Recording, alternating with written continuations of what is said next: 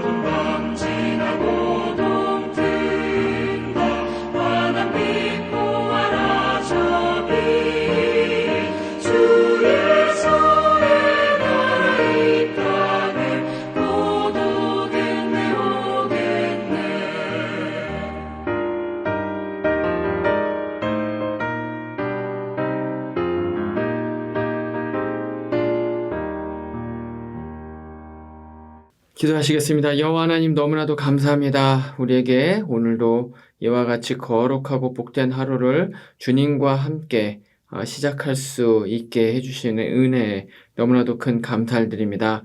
하나님, 오늘 우리가 나누는 이 또 말씀을 통하여서 또 주님께 올려드리는 기도를 통하여서 하나님 아버지 홀로 영광 받아주시고 우리에게는 주님의 진리를 깨닫는 시간 되게 하여 주시옵소서. 오늘 한날 또 우리에게 주실 영적인 꼴을 우리가 기대하며 거룩하신 우리 주 예수님의 이름으로 기도합니다. 아멘. 이제 이 새벽에 우리에게 주신 하나님 말씀 찾아보겠습니다. 말씀은 사도행전 23장 12절부터 24절입니다. 날이 새매 유대인들이 당을 지어 맹세하되 바울을 죽이기 전에는 먹지도 아니하고 마시지도 아니하겠다 하고 이같이 동맹한 자가 40여 명이더라. 대제사장들과 장로들에게 가서 말하되 우리가 바울을 죽이기 전에는 아무것도 먹지 않기로 굳게 맹세하였으니 이제 너희는 그의 사실을 더 자세히 물어보려는 척하면서 공회와 함께 천부장에게 청하여 바울을 너희에게로 데리고 내려오게 하라. 우리는 그가 가까이 오기 전에 죽이기로 준비하였노라 하더니 바울의 생질이 그들이 매복하여 있다 함을 듣고 와서 영내에 들어가 바울에게 알린지라.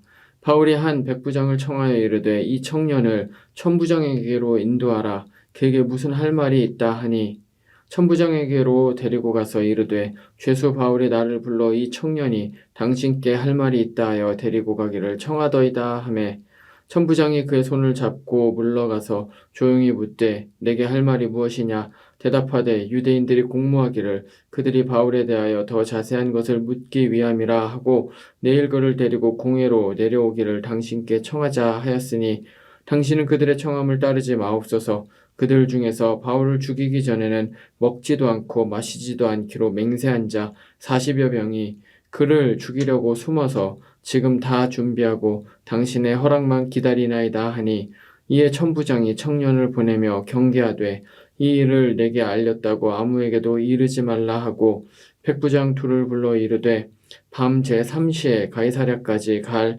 보병 200명과 기병 70명과 창병 200명을 준비하라 하고 또 바울을 태워 총독 벨릭스에게로 무사히 보내기 위하여 짐승을 준비하라 명하며 아멘.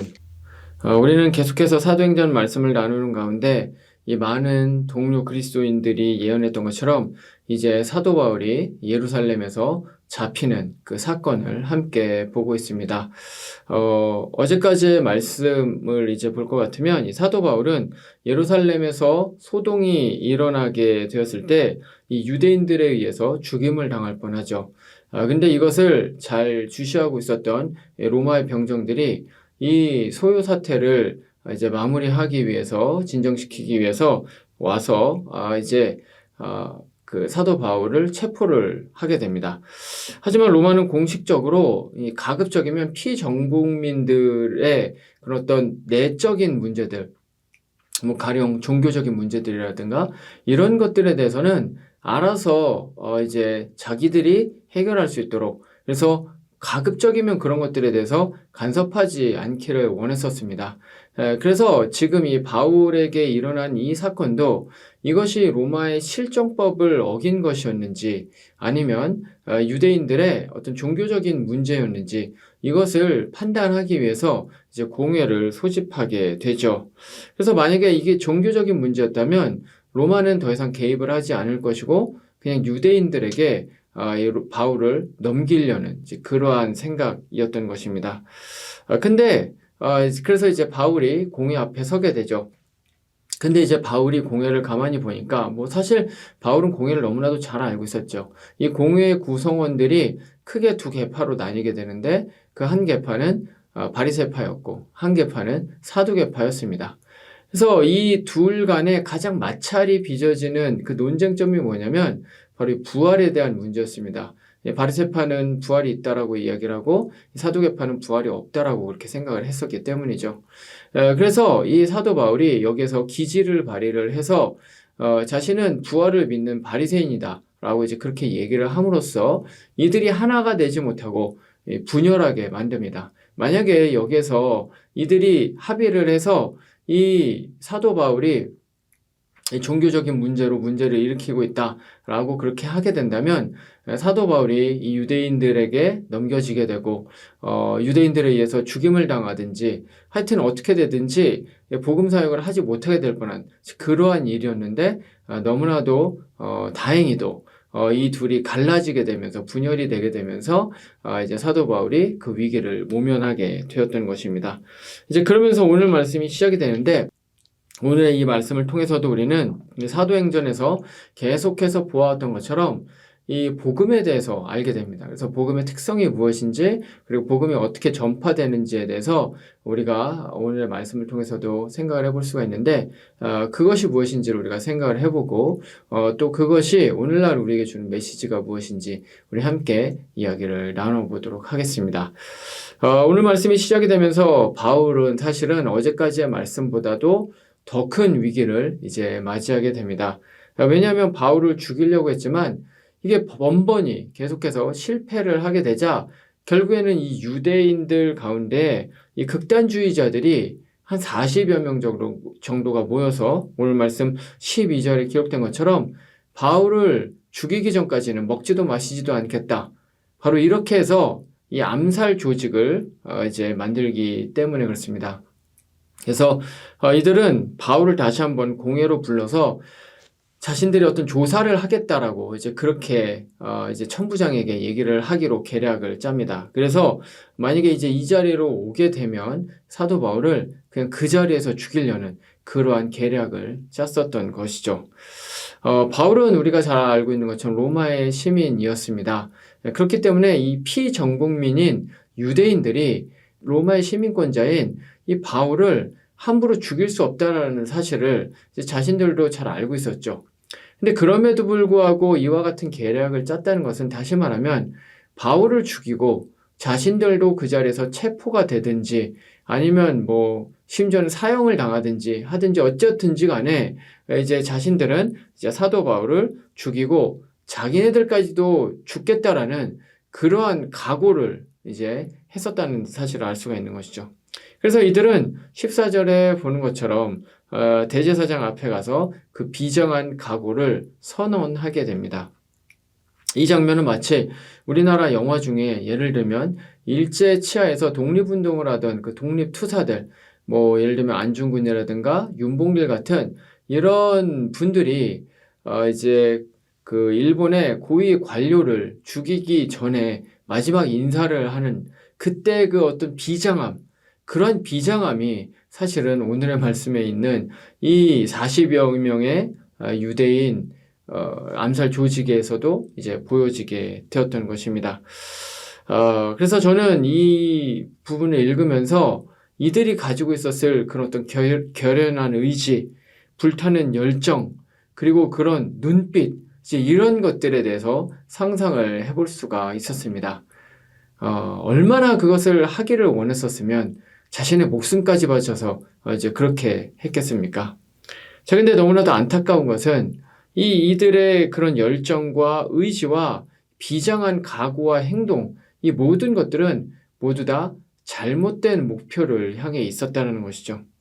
그리고 이들은 그 삶의 방향이 잘못되어 있었기 때문에 이들이 아무리 목숨을 내놓고 열심히 최선을 다해서 그런 일사각오의 생각으로 이 바울을 처단하는 그런 일들을 한다고 하더라도 그 모든 것들은 다 헛된 노력, 헛된 일들에 불과했다는 것입니다. 그러니까 이 의미 없고 헛된 일들을 위해서 자신의 목숨을 내놓고 살았다니 이것이 사실 얼마나 불쌍하고 가련하고 안타까운 일이었냐는 것이죠. 근데 사실 이 암살단과 같은 그러한 이제 사람, 그 사람이 원래 누구였습니까? 바로 사도 바울이었죠. 우리가 앞에 이제 22장 20절 말씀에서 본 것처럼 이 사도 바울은 스데반이 죽는 그 자리에 있었습니다. 그리고 이 스데반이 죽는 것, 스데반을 죽이는 것에 있어서 찬성표를 던졌던 사람이 바로 이 사도 바울이었죠. 그래서 저는 이런 사도 바울의 그런 행동을 봤을 때 사람이 아무리 그래도 그렇지 어떻게 사람이 기본적인 동정심이라는 것이 있는데 다른 사람을 죽이는 것에 대해서 찬성을 하면서 아무런 마음 가운데 거리낌이 없이 어떻게 이렇게 냉혈한 같이 눈 하나 깜짝 않고 이렇게 할 수가 있었을까? 사실은 이런 생각을 해보게 되었습니다. 하지만 사실 바울은 이 유대교의 교리에 있어서 매우 특별한 열심을 가지고 있는 사람이었기 때문에 그것이 가능했습니다. 그래서 이 사도 바울은 유대교의 해를 가하는 어떠한 것들, 어떠한 사람들도 결코 용납하지 않는, 그래서 그런 사람들을 처단하고 감옥에 가두고 때리는 것을 오히려 하나님 앞에서 옳은 일로 그렇게 생각을 했었기 때문에 스데반을 죽이는 자리에서도 눈 하나 깜짝하지 않고 그런 결정을 할 수가 있었던 것이죠. 근데 유대교를 이제 가장 많이 해야 한다고 바울이 생각을 했었던 사람들이 누구였습니까? 바로 예수쟁이들이었던 것입니다. 그래서 이 예수쟁이들을 잡아서 옥에 가두고 고문을 하고 이런 것들을 마치 우리가 모기를 죽이고 바퀴벌레를 죽이는 것, 이런 것들과 비슷하게 아무런 양심의 거리낌 없이 오히려 반드시 그것을 해내야 되는 그러한 생각을 가진 사람이 바로 이 사도 바울이었다는 것이죠. 그렇기 때문에 바울이 만약에 그대로 계속 살았다면 아마 지금 이 암살 조직의 우두머리가 되어 있었을 것입니다. 자, 근데 바울은 지금 그와는 완전히 정반대된 삶을 살고 있는 것을 보게 됩니다. 어떻게 이렇게 된 겁니까? 그것은 바로 복음 때문이었죠. 바울은 살아나신 예수 그리스도를 직접 본 사람이었습니다. 그래서 그 예수님을 만나게 됐을 때 그렇게 자신이 열심을 내고 반드시 지키려고 했었던, 목숨까지 바치면서 지키려고 했었던, 그래서 사람을 때리고 옥에 가두면서까지도 전혀 양심의 거리낌이 없었던 바로 그러한 일들, 그러한 자신의 삶이 완전히 잘못된 방향이었다는 사실을 이제 깨닫게 되었던 것이죠. 그리고 바울은 자신이 진정으로 목숨을 걸어서 지켜내야 되는 것은 유대 율법이 아니라 예수 그리스도의 십자가 복음이라는 사실을 거기에서 바로 충격적으로 깨닫게 된 것입니다. 그래서 자신이 살아왔던 인생과는 정반대, 복음의 박해자가 아니라 복음의 전도자가 돼서 자신의 목숨까지도 바칠 수가 있게 되었던 것이죠. 복음이 완전히 잘못된 방향의 삶을 살아가던 사울을 바울로 변화시켰던 것입니다. 근데 이것은 사실 모든 사람들에게 적용이 되는 진리입니다. 복음을 모르는 사람들은 어떤 의미에서는 오늘 말씀에 나와 있는 이 암살 조직과 별로 다를 것이 없습니다. 왜냐하면 자신이 세워놓은 그 목표를 향해서 열심히 최선을 다해서 죽을 힘을 다해서 달려가지만 자신이 사실 잘못된 방향으로 달려가고 있다는 사실을 제대로 알지 못하고 삶을 살아가는 사람들이 바로 믿지 않는 사람들이기 때문에 그렇습니다. 그렇기 때문에 그 길로 열심히 달려봤자, 그들이 최선을 다해서 열심히 살아봤자 그것은 죄를 더하는 인생밖에 되지 못한다는 사실은 믿지 않는 사람들은 모르고 살아간다는 것이죠. 그런 의미에서 오늘 말씀에 나와 있는 이 40명의 암살 조직과 다를 바가 없는 것입니다. 하지만 복음은 그 모든 사람들의 삶의 방향을 바꿔놓을 수 있는 유일한 것입니다. 복음은 낭떠러지를 향해서 폭주 기관차와 같이 나아가는 그러한 인생들에게 지금까지 자신이 살아온 그 삶의 궤적이 전부 다 잘못된 것이었다는 사실을 알게 해준다는 것이죠. 그래서 그들이 방향을 틀어서 가던 길을 뒤를 돌아서 옳은 방향으로 갈 수 있게 해줄 수 있는 유일한 것은 바로 복음이라는 것입니다. 그래서 복음은 모든 사람들에게 가장 중요한 것입니다. 함께 예배를 드리시는 분들 중에서도 주변에 분명히 이와 같은 사람들, 복음을 필요로 하는 사람들이 너무나도 많이 있으리라고 믿습니다. 열심히 살아가지만 이빨을 꽉 깨물고 자신이 목표로 한 것을 어떻게 해서든 잡기 위해서, 성취하기 위해서 모든 노력과 열정과 힘과 모든 것을 다 쏟아붓고 오늘날의 그런 속된 말로 그야말로 영혼을 갈아넣는 그러한 열심을 부리면서 삶을 살아가지만 사실은 그 모든 일이 그저 낭떠러지로 나아가고 있는 그러한 인생길이라는 사실을 오늘날의 사람들이 너무나도 모르는데 그런 사람들이 바로 우리 주변에도 사실은 많이 있다는 것이죠. 왜 그런 인생을 살 수밖에 없습니까? 생생한 복음을 경험하지 못했기 때문인 것이죠. 살아계신 예수 그리스도를 만난 적이 없기 때문이죠. 십자가의 은혜를 모르기 때문이고요. 하나님의 나라를 맛보아 안 적이 없기 때문에 그렇습니다.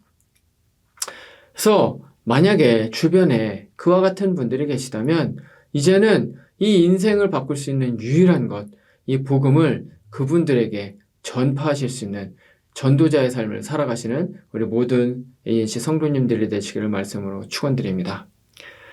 우리 다시 본문으로 돌아가 보면 그래서 이제 이 암살자들이 이제 내일이면 아마 사도 바울을 죽일 수 있을 것이다 라는 그러한 예상을 했었을 것입니다. 계획은 완벽했고 멤버들의 의지는 굳건했습니다. 아마 실수하지 않도록 40명이 어떻게 로마의 병정을 막아서고 누가 이제 바울을 죽이고 어떤 방법으로 죽이고 이런 것들을 모두 다 역할을 분담을 했을 것이고 이미지 트레이닝을 했었을 것입니다. 오차가 날 수 없는 그러한 계획을 아마 갖고 있었을 것입니다. 근데 이게 웬일입니까?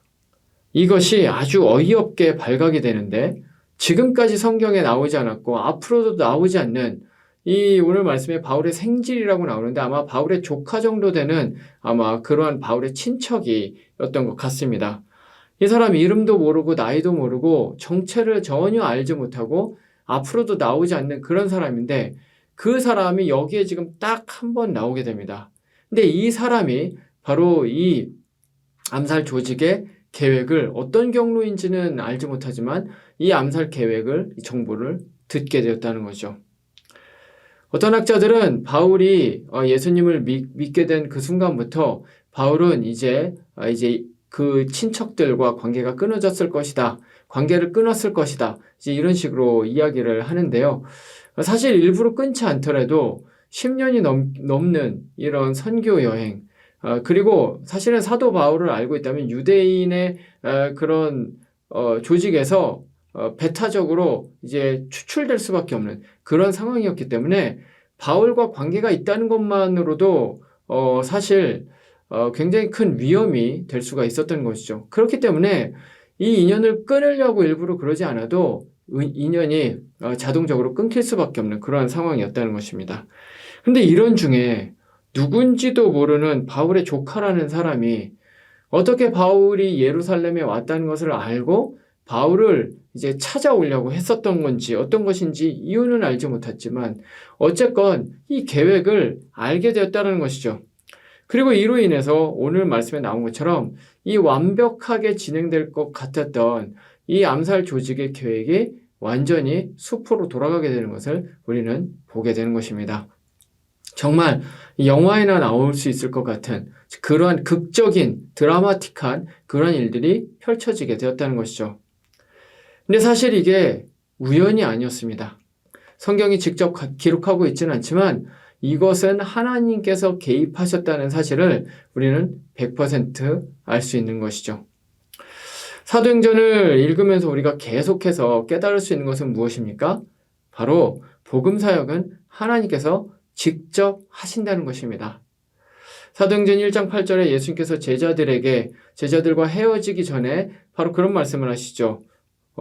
너희들이 이제 복음을 가지고 예루살렘과 온 유대와 사마리아와 땅끝까지 이르러 나의 증인이 될 것이다 라고 그렇게 말씀을 하시는데 이것은 사실은 이 예수님께서 이 복음 사역을 끝까지 행하실 것이다 라는 그러한 선언적인 의미가 여기에 담겨져 있다는 것입니다.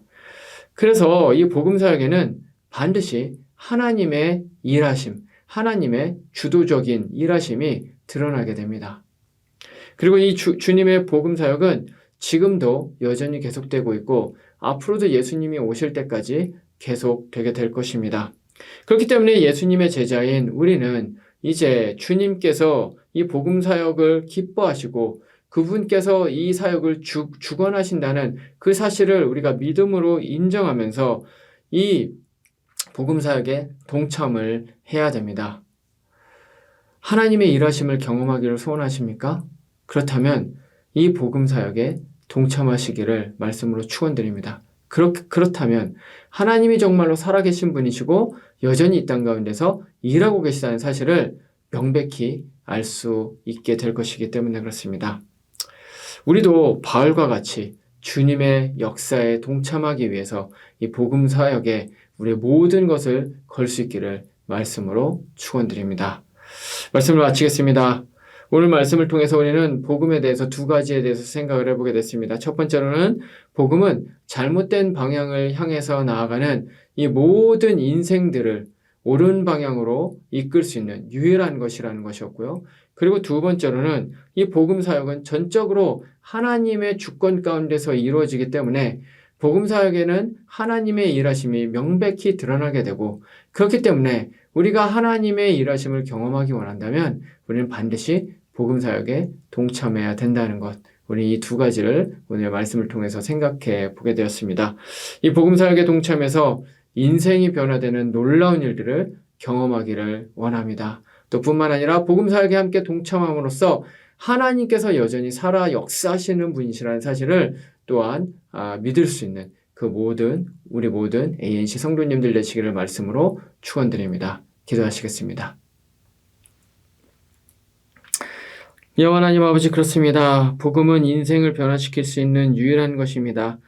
이 세상의 어떤 것도, 어떤 이념도, 사상도, 정치도, 도덕도, 그 어떤 것들도 사람을 변화시키지 못하지만 오직 복음만이, 사울을 바울로 만든 그 복음만이 사람을 변화시키는 줄 믿습니다. 그렇기 때문에 하나님, 우리가 복음의 전도자가 되게 하여 주시옵소서. 또한 하나님, 우리가 복음 사역에 열심을 다하여서 우리의 모든 것을 다하여서 동참하기를 소원합니다.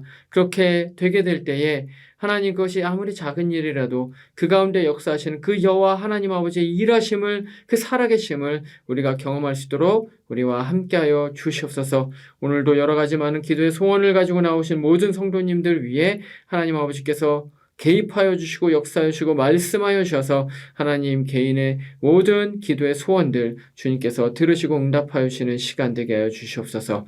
감사하며 거룩하신 우리 주 예수님의 이름으로 기도합니다. 아멘. 이제 개인의 기도 제목으로 기도하시겠습니다.